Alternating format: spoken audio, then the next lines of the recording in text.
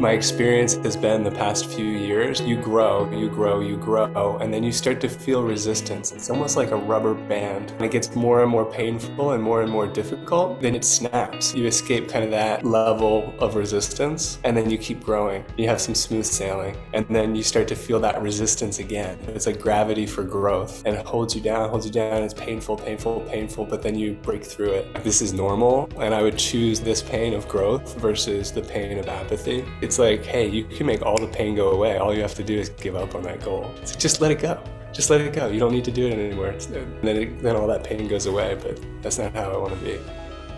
One of the things I remember, Troy, was the analogy you used of the river flowing into the sea. So it's not a linear path, right? Sometimes you may hit a complete curve and it slows to a trickle. And I realize it's okay though, because it's just this week, and next week I can sort of get back on the horse, and maybe it's just towards the end of the year and I'm tired and I'm able to sort of let go and say, it's okay. It's just this 1 week.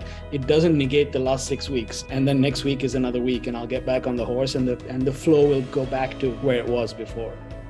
My whole body just resonated with what you said, because that's what I needed to hear, that no, the last 2 weeks for me are not robbed or like taken away. I didn't fell off the horse of what I was working on. It's just what it is, having to accept that sometimes there are other things that come in that we don't necessarily choose to want to work with, and it doesn't take away from what we've been working on, and just not letting that belief of failure or loss get in the way of the precious work that we've been doing here. Just to know, no, your dreams and your hopes and the stuff you have been working for is not gone.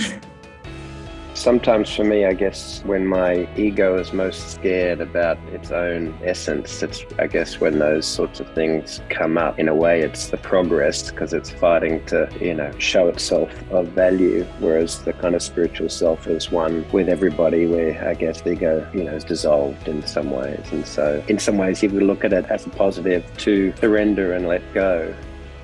We have a homeostasis in our relationships, and I think we have it with ourselves. And then anytime there's a shift in that transition period, there's so much discomfort because we haven't found a new homeostasis. Kind of think about it as if you were moving, like you have a home that feels really great and comfy, but you want a different home. And in that process of moving, there's going to be that period of time where like you can't find anything, everything's, disorganized, and it doesn't feel like you're home yet. And then eventually it does. But it's really uncomfortable in the in-between. And I think transitions lead to so much change and growth and great stuff, but it's going to be inherently uncomfortable. And if we can work through that, we get to like a new home and homeostasis, and that feels great.